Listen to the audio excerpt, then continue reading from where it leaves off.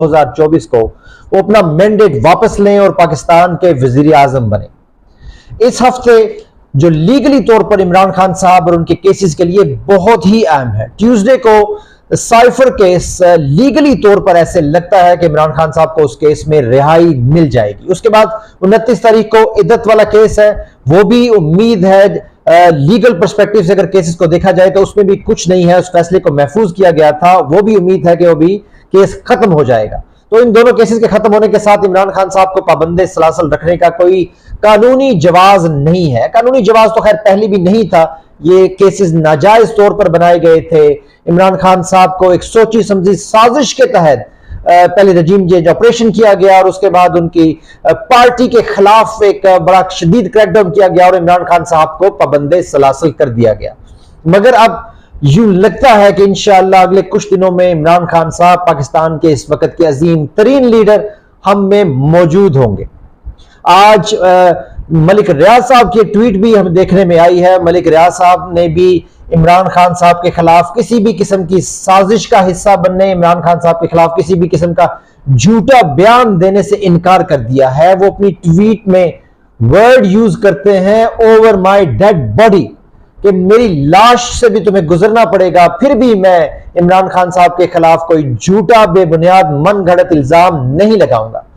और ये इल्जाम अलकादर केस के सिलसिले में था, क्योंकि अलकादर केस एक ऐसा केस है जो एक यूनिवर्सिटी से हवाले से है। इस केस में मालूम रहे कि इमरान खान साहब के अकाउंट में 1 रुपया भी नहीं आया, जितने पैसे सरकार के पास ही आए। और उसके बाद ये जो अलकादर यूनिवर्सिटी है वो भी अपना काम कर रही है, बहुत बड़ा इदारा बनकर हमारे सामने आ रही है। तो इस केस को 2-3 वजूहात की बिना पर ही बनाया जा सकता था कि कोई ऐसा शख्स खड़ा कर दिया जाए जो इमरान खान साहब के खिलाफ झूठी गवाही दे दे, झूठा बयान दे दे। उसमें पहले जुल्फी बुखारी साहब के खिलाफ को निशाना बनाया गया, उनको बहुत ज्यादा प्रेशराइज किया गया कि इमरान खान साहब के बारे में बयान दें, मगर उन्होंने साफ साफ इनकार कर दिया। शहजाद अकबर साहब को भी कोशिश की गई कि वो भी इमरान खान साहब के खिलाफ इसी केस में कोई गवाही दे दें, मगर उन्होंने भी इनकार कर दिया। और आज मलिक रियाज साहब ने भी 2 टोक अल्फाज में इमरान खान साहब के खिलाफ साजिश करने वालों को यह मैसेज दे दिया है कि वो अपना कारोबारी नुकसान बर्दाश्त कर लेंगे, वो पर किसी भी किस्म के प्रोपेगेंडे, झूठी साजिश, मनगढ़ंत कहानी बनाकर अदालत के सामने पेश नहीं करेंगे। तो बहुत अहम पेशरफ्त है ये जो अलकादर केस है उसमें भी। तो उस केस के पले भी अब कुछ नहीं रह गया। इमरान खान साहब के खिलाफ बनाए गए तमाम झूठे केसेस एक दर एक करके खत्म होते जा रहे हैं। तो अब इतलात ये आ रही है कि पंजाब की हुकूमत इस बात से बहुत खौफ है कि इमरान खान साहब कहीं बाहर ना आ जाए। तो उन्होंने कैबिनेट मीटिंग में भी इस पॉइंट को उठाया और अब जरा ये बता रहे हैं कि वो शायद कोई एमपीओ दोबारा इमरान खान साहब पर लगा दें। जब अदालतों से उनको रिलीफ मिले तो दोबारा 16 एमपीओ या 3 एमपीओ लगाकर उन्हें दोबारा जेल में डाला जाए। याद रहे कि ये वही एमपीओ है जिसको वजह बनाकर पाकिस्तान भर से हजारों कारकुनों को उठाया गया, पार्टी के खिलाफ शदीद क्रैकडाउन किया गया और इस कानून को इंतहाई बुरे तरीके से इस्तेमाल किया गया। और इस कानून को जिस बदतरीन तरीके से इस्तेमाल किया गया, शायद ऐसी कोई मिसाल पाकिस्तान की तारीख में नहीं मिलती। मगर अब इंशाल्लाह उम्मीद है कि इमरान खान साहब बहुत जल्दी हमारे दरमियान होंगे। उसके बाद बात करते हैं इन गंडापुर साहब की, वजीर आला केपी। 10 आउट ऑफ 10 मार्क्स है उनके।